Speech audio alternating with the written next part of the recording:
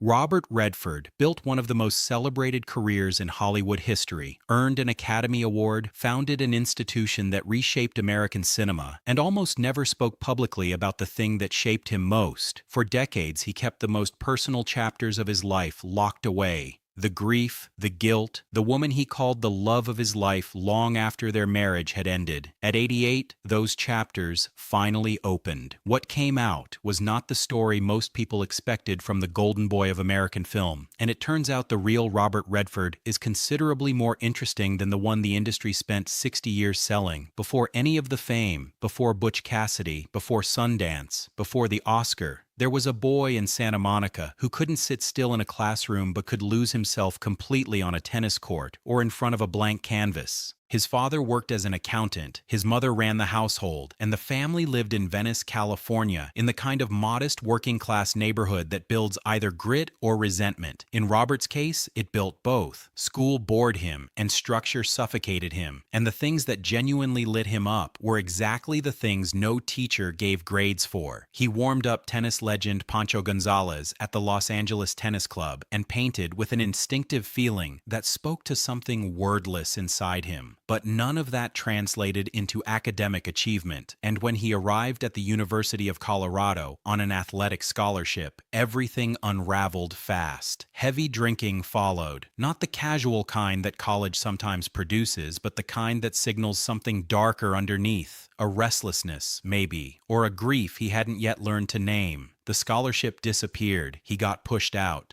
And that moment, which by any reasonable measure looked like the end of something, turned out to be the first real chapter of his life. Europe came next. France, Spain, Italy. He moved through all of them with almost nothing in his pockets, sketching everything he saw, painting, absorbing. The continent cracked him open in ways no university ever could have, and he returned to America quieter in some ways, more certain in others, and carrying a sense of direction he had never possessed before. New York followed, then Pratt Institute for Painting, then the American Academy of Dramatic Arts, almost on a calculated impulse. Nobody handed him a career. He built it slowly, through rejection and small stage roles, and the grinding education that only comes from consistently not succeeding, yet refusing to quit. Those lean pre-fame years produced the most defining relationship of his life. Lola van Wagenen came from Provo, Utah, a world that could not have been more different from everything Robert had known, and yet something between them was immediate and consuming. She was calm where he ran restless, rooted in a Mormon faith that gave her a steadiness he had never encountered up close. They eloped in 1958, slipping away before her parents could object. Two young people who decided that whatever lay ahead, they wanted to face it side by side. What came first was not success, but survival. Small apartments, tight budgets, the kind of hope that only the very young can sustain without condition. Then, before the dream had even begun to materialize, tragedy arrived without warning. Scott, their first child, died of sudden infant death syndrome at just 2 months old.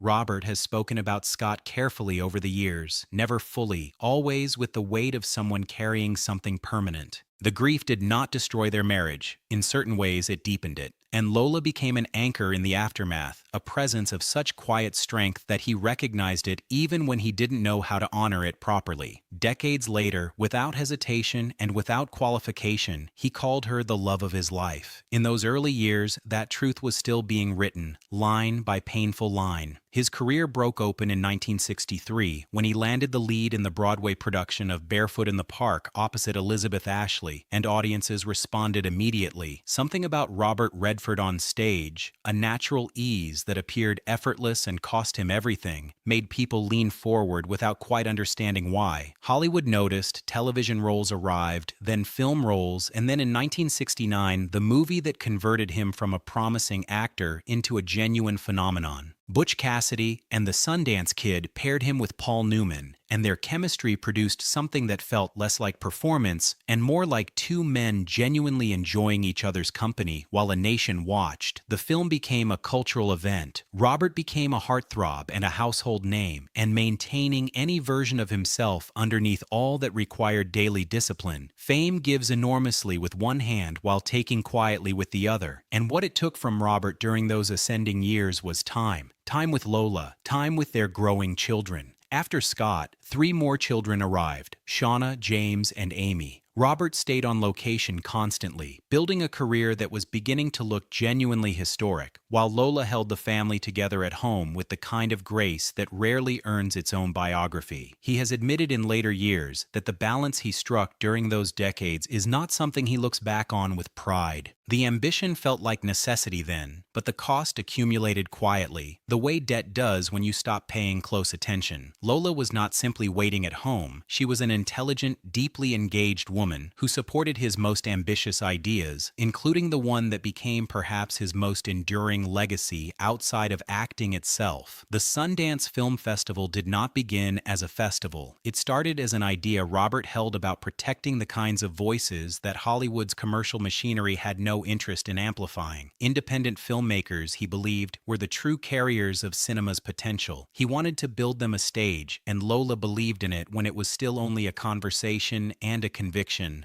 nothing more than intention without infrastructure. Her encouragement was not incidental to what Sundance eventually became. It was structural, woven into the earliest fabric of the idea.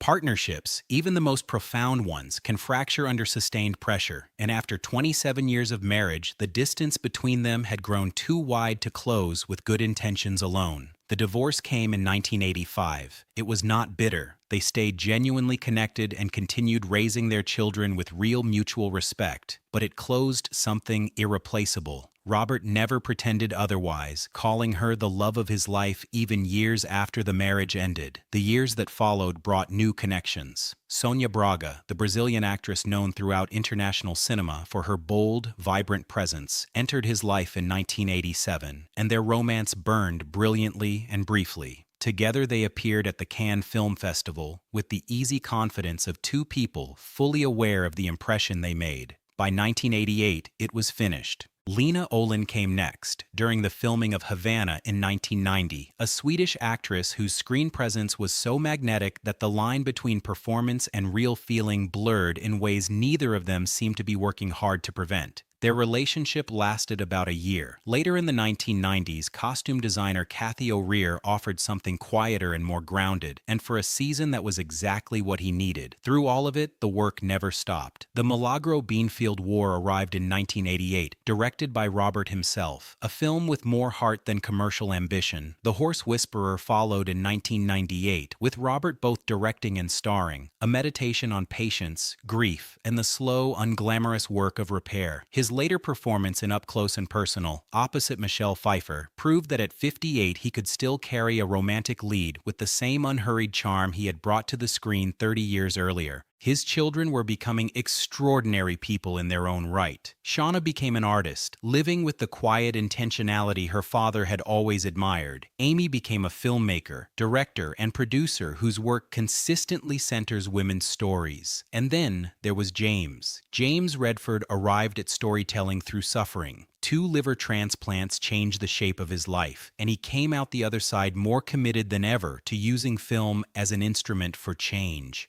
Together, James and Robert co-founded the Redford Center, a non-profit dedicated to producing films that don't simply document environmental problems, but push people toward actually addressing them.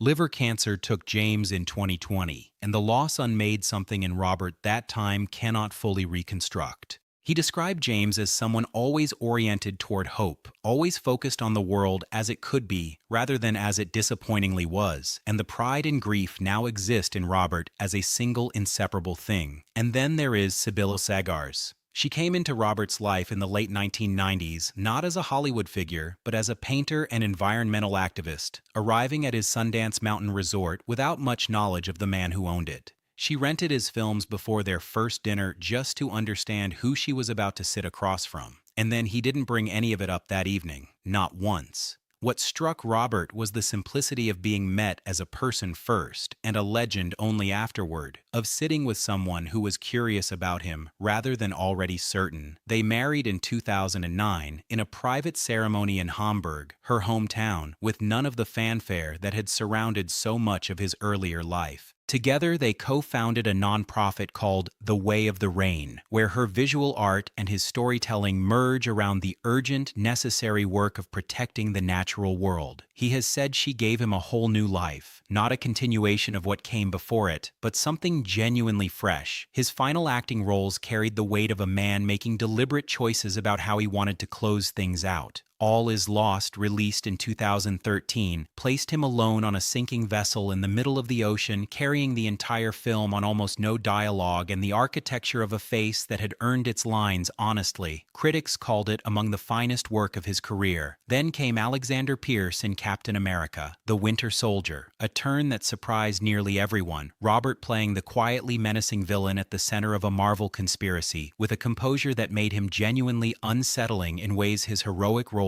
had never quite managed. He returned briefly as Pierce in Avengers Endgame before his final leading role in The Old Man and The Gun in 2018, playing a charming, unrepentant bank robber with the same unhurried ease he had carried on screen for 5 decades. Retirement followed, announced officially, then walked back with the words, "You never know," which felt entirely in character for a man who has spent his whole life refusing to permanently close any door he might someday want to walk back through. What Robert Redford leaves behind stretches well beyond any filmography. The Sundance Film Festival stands as a living institution that has launched generations of independent filmmakers. The Redford Center continues producing films that turn environmental concern into genuine action. 7 grandchildren carry the family forward, including his grandson Dylan, who persuaded him to lend his voice to an animated film about a dolphin. Because love, when it is real, makes you willing to be whatever the people you cherish need you to be. He carries the loss of a son held for 2 months and a son known for 55 years. He carries Lola, who gave him his truest self. He carries Sibylle, who gave him a second one. At 88, Robert Redford is not a man surveying the past with bitterness, though he speaks honestly about the choices he would alter if given the chance. Fame gave him a platform. Life gave him substance. And somewhere in the space between those two things, between the golden image the world fell in love with and the complicated, grieving, passionate, deeply human man who existed just behind it, lives a story that took nearly 9 decades to finish telling, and that turns out, now that it is finally told, to have been worth every single year of the wait.